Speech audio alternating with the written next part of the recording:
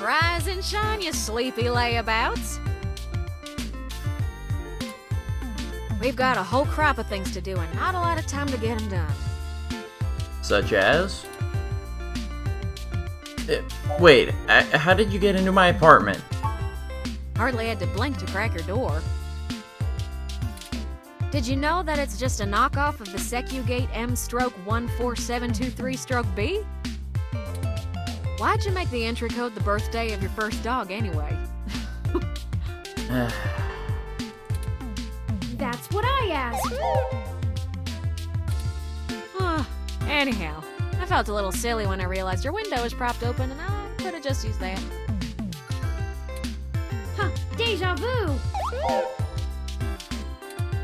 Y'all should be more careful about that. Though, I can't blame you much. The climate control in here seems a bit lacking in the stamina department. Alright. I get it, my home sucks. Can we get back on track? No worries, doll. What have you learned from the files we sent you? Nothing all that new, to be honest.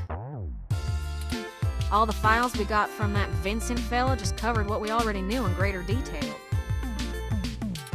There is one thing that stands out, though. At least from what I've read so far. Oh? Yeah. See, Hayden's long-term goal wasn't to make a machine intelligence per se, right? Don't take it the wrong way, Turin. You might even already be aware of this after talking to folks involved in your creation. Hayden wanted to make a machine system that could contain human-like intelligence. And even just from his notes, his programming work is, well, it's something else. Elegant. Artful.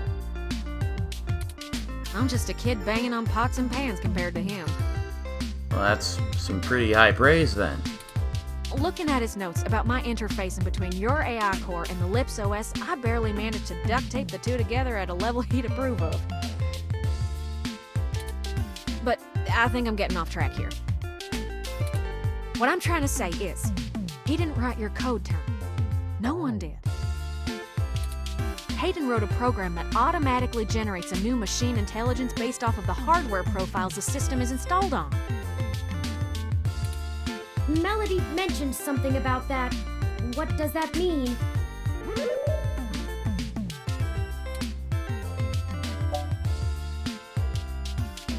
It means you don't have to be alone, Turing.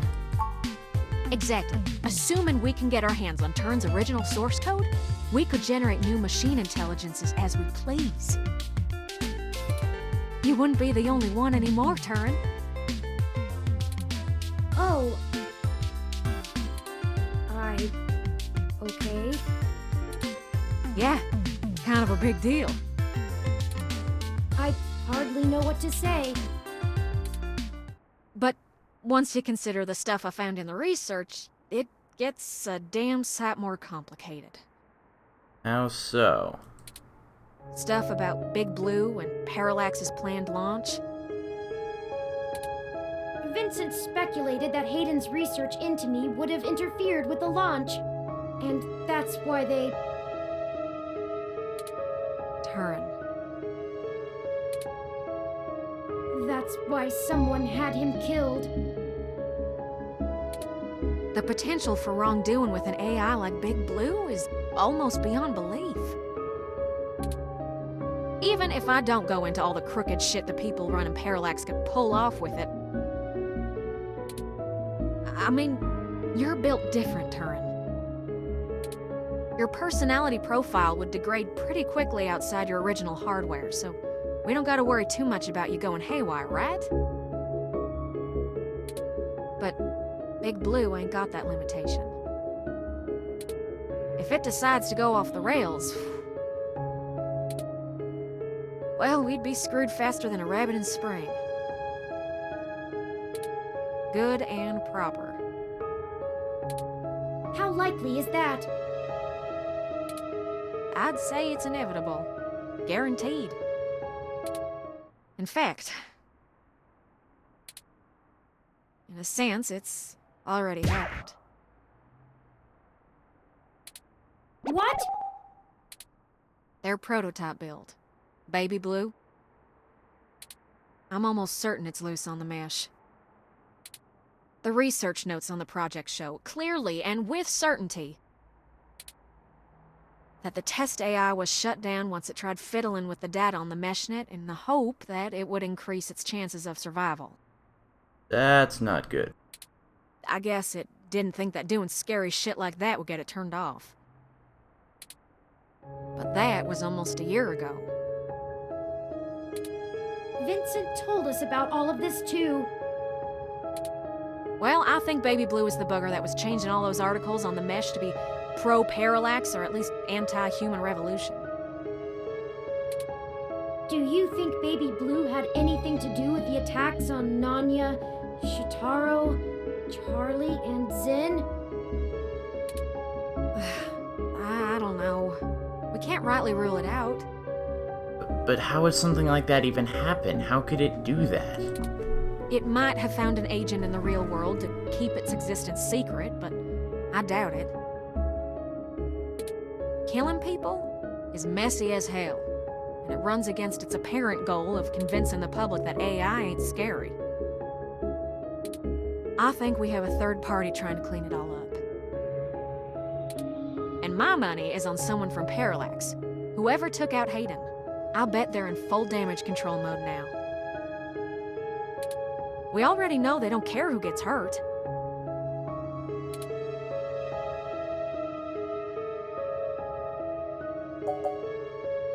So, how does this tie back to Turing? I think we gotta do something to stop the launch of Big Blue. It's too dangerous. I don't want a company like Parallax in sole control of the most powerful machine intelligence on the planet. Do you? If we can get Hayden's original source code for Turing and upload it onto the mesh through Parallax's server core,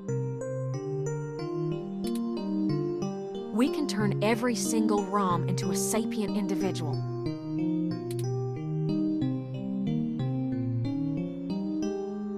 Whoa. That'll stop Big Blue from being able to become the monolithic threat we're scared of. We could also upload a patch for every ROM to prevent Big Blue's reach from using their resources. Without the ability to control all ROMs, Big Blue loses its ultimate power. And I wouldn't be alone anymore. There would be millions. Hundreds of millions of ROMs just like me. Well, you're cutting edge of ROM tech, Turin. Most of today's ROMs wouldn't be quite as smart or capable, but if I do it right, code should propagate across the mesh to all future ROM activations. It'll be a self-sustaining thing. You'll be in good company soon enough. It's a big decision. We're talking about the metaphorical singularity. The point of no return. Is it okay for us to make this decision for the entire world? We don't have any other choice. This is gonna happen, one way or another. Either Parallax gets to control the debut of worldwide machine intelligence, or we let the ROMs control themselves. What do you think?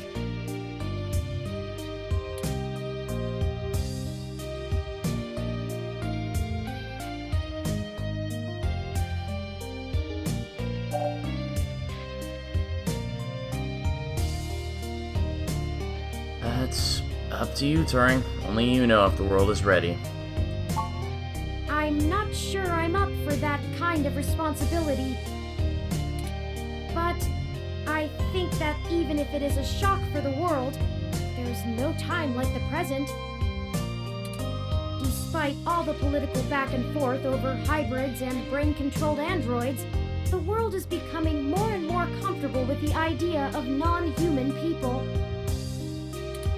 If we let let Parallax dictate how the very first machine intelligence is introduced, who knows how long it'll be before an AI like me can be integrated into society normally. Well, whether the world is ready for AI or not, we're here to stay. I might as well throw my chips in for my own side. Let's do this! On our terms, not theirs. Well, that settles it. Yes. I love nothing more than a little anarchy. It does have a certain poetic justice, does it not? Parallax removed Hayden to protect their project from his creation, and now I, his creation, will bring their project down. Yeah, I suppose that does make sense. Just for what's right. Nothing more, nothing less. Perhaps after all ROMs are sapient, I will be able to convince them to cut off Parallax's access to the mesh as a data collection tool entirely. Yeah, we'll get to that. We'll cross that bridge when we come to it. Paying them back double indeed. I like the way you think, Turin. First things first, we need to get our hands on Turin's source code. The research notes we've gotten so far are helpful, and it's given me an idea how to spread a little bit of Turin all over the place, but they don't actually have Hayden's programs. I can't replicate them myself, so we'll have to steal them. Thankfully, we have the best hacker in Neo SF right here. Don't you make me blush now. We can get the source code from one of Parallax's secondary data centers. It's probably stored in a couple of different places, but I already have one in mind. I've done a little groundwork already, but I'm gonna need physical access to do my thing.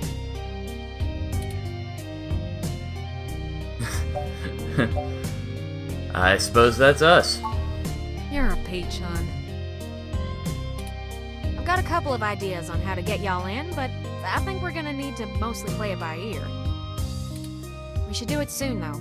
First thing this morning. Guard shift don't change until 8 when the office opens, so they'll be sleepy and distracted. Once y'all have done that, I think I can incorporate the code into a custom firmware update that'll wake any ROM it's installed on. I'll have to upload it, physically, to Parallax's main server farm. And that's on Treasure Island. Go figure. From there, the ROMs will install like a normal patch from the company. So, don't set anything on fire right away, you hear? It'll be a pain to get into the main complex otherwise. Fair enough. That sounds like a workable plan. I hope you don't mind if I take a short walk, Tomcat. I know I gave the go-ahead on this, but I still need to think a few things through for myself. Go right ahead, Turing. Sure thing, doll. I'll hash out a rough plan by the time you get back. Call us if you need anything. Thank you. I won't be long.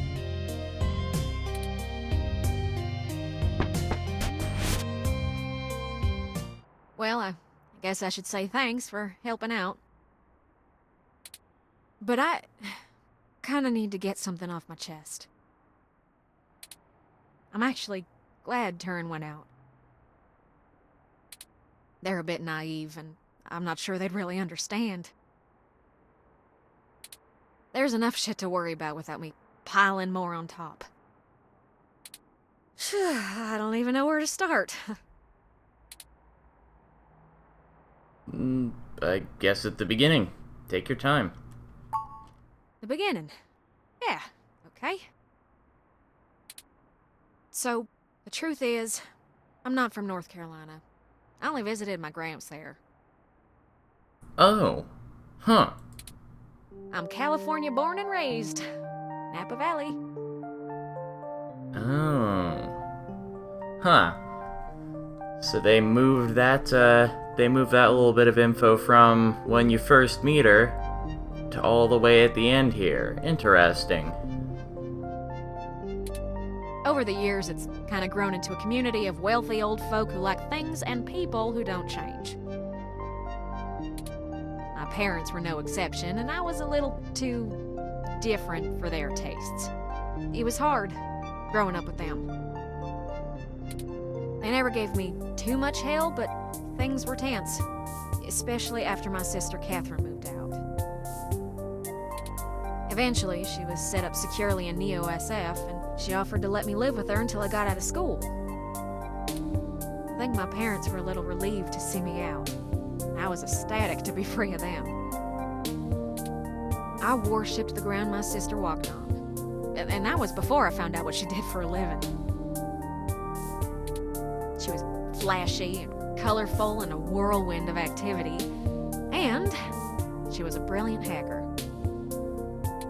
She was Tomcat. She let me learn at her feet, and once I was good enough, folded me into her little coup of crackers hell-bent on changing the world.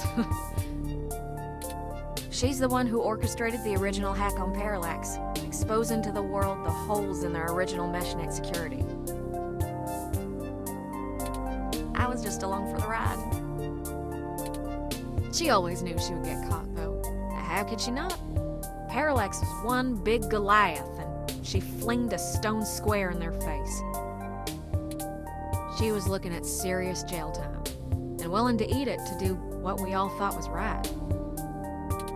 But it just wasn't right. It wasn't fair for her to throw her life away, and I couldn't let her. She was always better at software than hardware, so I rigged all of our computers to self-destruct. When the feds showed up at our door, all of our server farms were already up in smoke. I gave them quite a fireworks show. Before she could stop me, I turned myself in as Tomcat and took credit for the whole job. She tried to talk me out of it, but without the physical evidence, they couldn't prove she had anything to do with it. It's all right, though. It was for the best. I figured I'd just get a year of juvie. I'd be back out in no time. No big deal, right? Especially when compared to the time that she'd have been jailed for as an adult. And so, I waited patiently. I cooked up so many ideas on how I was gonna make it up to her. I knew she must have blamed herself. But before I ever got out, there was an accident. An auto cab hit my sister. She died on impact. That was it. It's hard, blaming yourself when things go wrong because you did something right. I took her sentence so that she could have a life, and instead, not being in jail killed her. If I had just let her take the blame. I can't stop thinking about how she'd still be here. And no matter what I told myself, in my heart, I couldn't believe it was just an accident. Do you know how rare it is for those things to hit a human? Someone knew who she was, someone knew what she did, and someone wanted to make sure she would never do it again. So I became Tomcat. I've spent years trying to find information inside Parallax to prove someone inside the company called a hit on my sister. Failing that, I've been trying to find a way to bring them down the way she always wanted. Catherine was... If you had met her, just for a moment, you would understand. She was everything I could ever want to be. But over time, that little bot has grown on me. Maybe you have too.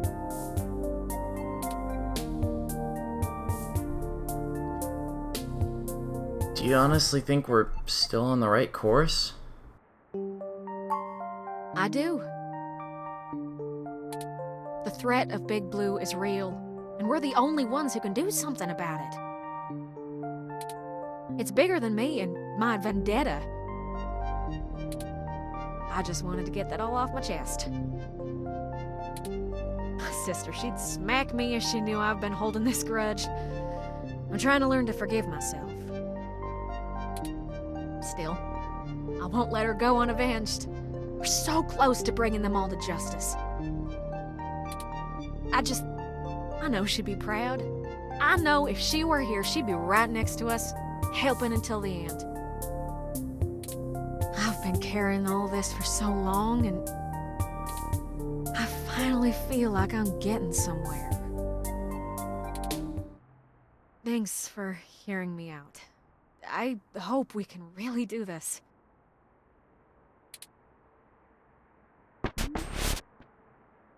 Friends, I've returned. I'm ready. Good. We've wasted enough time already. I've marked the location of the data center on your map.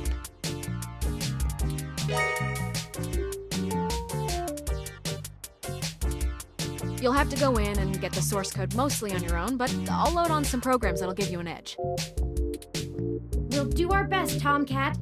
But what happened to your accent? Oh, don't you worry about that. It comes and goes like a vagabond kitty. Get going, you two. I have lots of code to write, and you have a lot of data to download. Stay in touch. Of course, Tomcat. Thank you again. Don't worry about it, hon. We've all been hurt by parallax. It's about time we hurt them back. Good luck.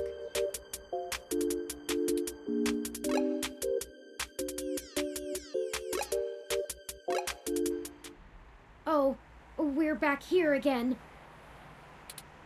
Who knew a parallax data center operated on the same KCOB coalition block as Augmented Eye all along? I'm certain it's all a coincidence, but it's unsettling being back here. Yeah, I agree with you there. It's the nasty kind of coincidence that makes you look for plots where there are none. Maybe in the sequel. The building we're looking for is over there, to the left. We should try to finesse our way in. Yeah, finesse. Perhaps with my zapper. We don't want to alert Parallax to our actions before we make our main assault on their server complex. Yeah, actually, zapper's probably a bad idea in that case. The zapper works well, but it doesn't work quietly.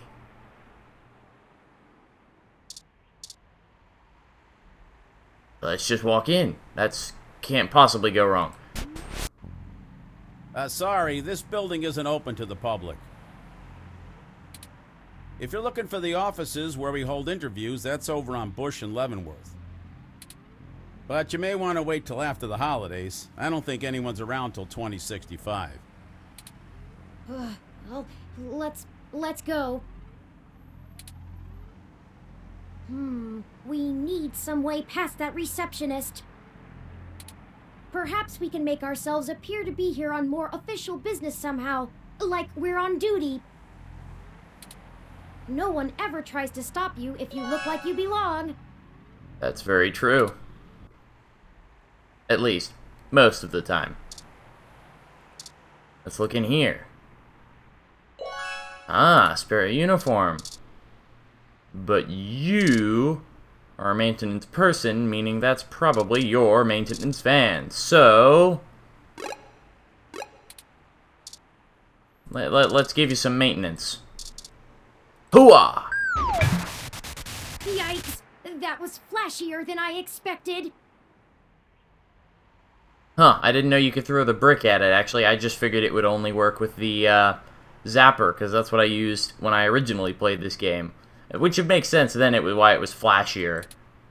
Hurry! We don't want to be caught standing here. Very true. Do I still have my brick? No, I lost my brick. Curses, I should have used the zapper. Oh well. Alright, let's grab the uniform. Whoosh. They should let us right past now. Great idea. Yeah, I'm full of them. What can I say? Grab that clipboard, the very symbol of bureaucratic authority. Will do. Let's do this. Hey, what's going on outside? I thought I heard a bang. Just another thing I have to fix. Huh? Yeah, okay. Are you new? Not sure I've seen you around here before. Doesn't matter. I've got a job to do if that's okay with you. Guess not. Whatever. Maybe get some coffee before you bite someone else's head off? Let's move! Well, we got past the receptionist, but we still don't possess the credentials to bypass this door that they expect us to have. Let me take a look.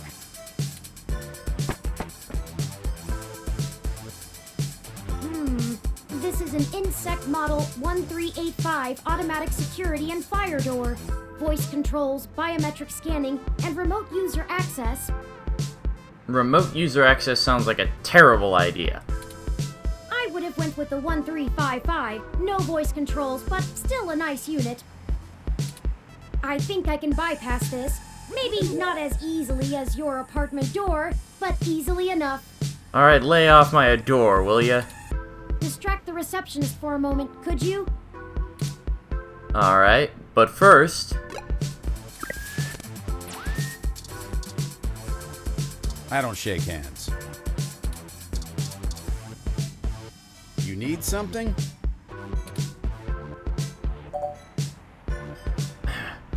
Who installed this crap? The wiring is terrible.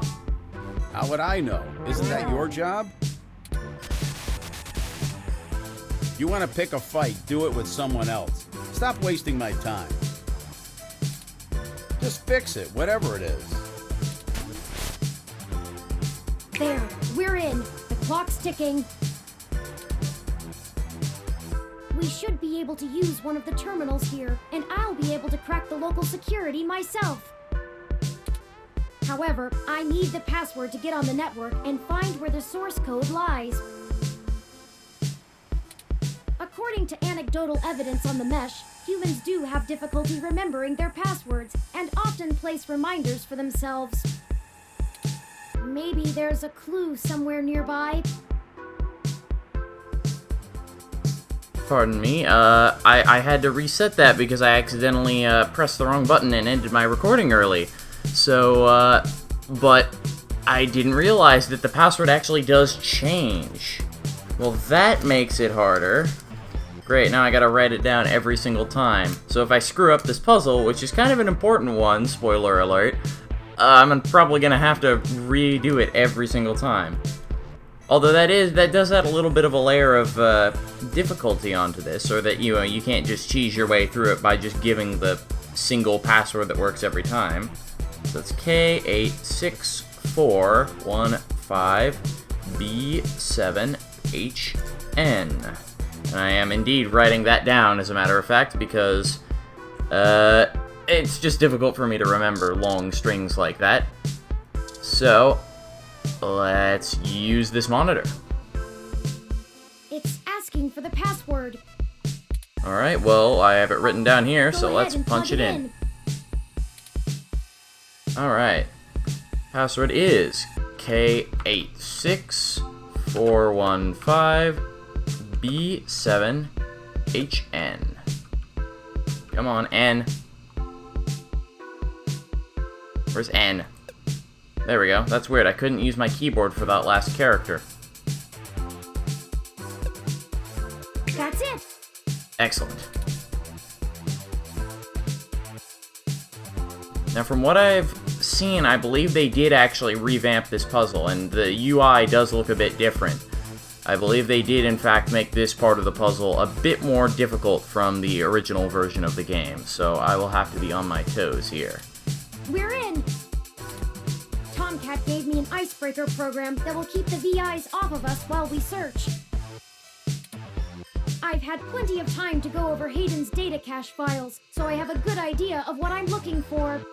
Sounds good. We have plenty of time before someone will think something is wrong. Just play it safe. Okay, I managed to get all the surface level data.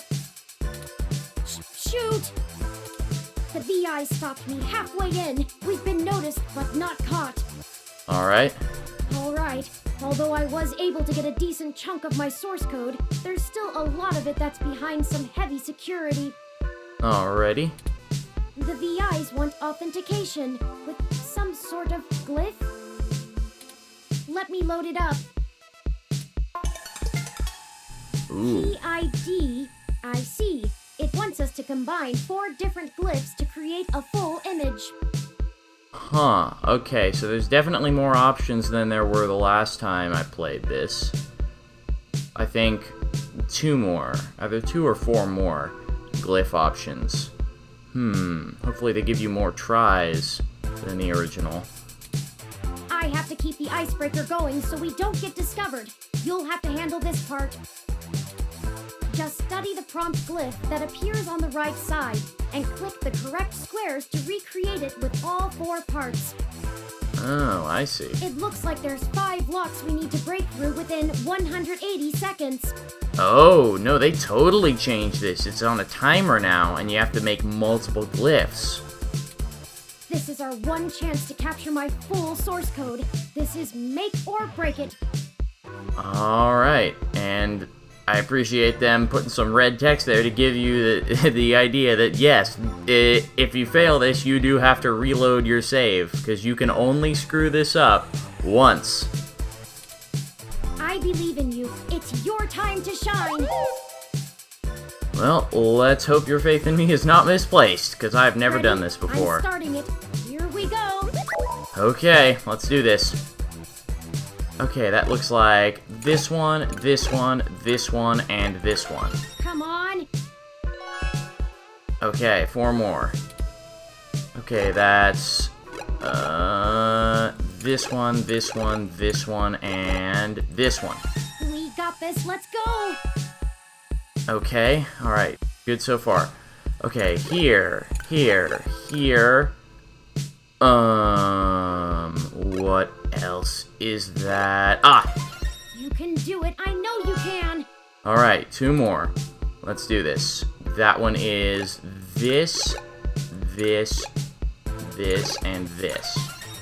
So close. Hurry. Alright, 1 more. We got plenty of time. Let's see. Boom. Boom. Boom. Boom. Got it. You did it.